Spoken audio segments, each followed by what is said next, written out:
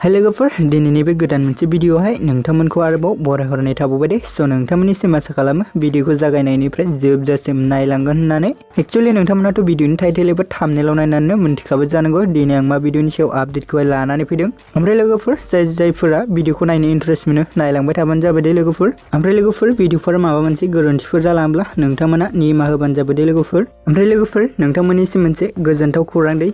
स' लोगोफोर MB film production बेनारा जों बर' आबुं सावथुननि पार्ट 4 खौबो दायो रिलिज खालामना होबाय दे लोगोफोर। स' लोगोफोर जाय बिथांमोनहा दासिमबो जुदि बे जों बर' आबुं सावथुननि पार्ट 4 भिडिअखौ जायफोरा दासिमबो नायाखै आंनि चेनेलनि गेजेरजों नायहैदो दे लोगोफोर। एक्चुअली लोगोफोर आं बे भिडिअनि लिंकखौ डिसक्रिप्शनाव होनानै होदों दे। ओमफ्राय लोगोफोर जोंहा बेबायदिनो माखासे फैनो गोनां गुबुन पार्टखौबो नायबावनो थाखाय एमबी फिल्म प्रडाक्शन इउट्युब चेनेलाव थांनानै चेनेलखौ सापर्ट खालामना लाहैबानो जाबाय दे लोगोफोर। मानोना नोंथांमोननि सापर्ट आरो मदद मोनोब्ला बिथांमोना भिडिअखौ थाबैनो रिलिज खालामगोन दे लोगोफोर। ओमफ्राय लोगोफोर जायफोरा भिडिअखौ नायनानै मोजां मोनदों अब्ला चेनेलखौ साबस्क्राइब, भिडिअखौ लाइक आरो कमेन्ट खालामनो दाबाव दे लोगोफोर। मानोना नोंथांमोननि सापर्ट आरो मदद मोनोब्लासो आंबो गुबुन भिडिअ मिउजिक भिडिअफोरनि आपडेटखौ नोंथांमोननिसिम लाबोबाय थानो हागोन दे लोगोफोर। ओमफ्राय लोगोफोर बिदिब्ला दिनैनि भिडिअआ बेखिनियानोमोन दे लोगोफोर।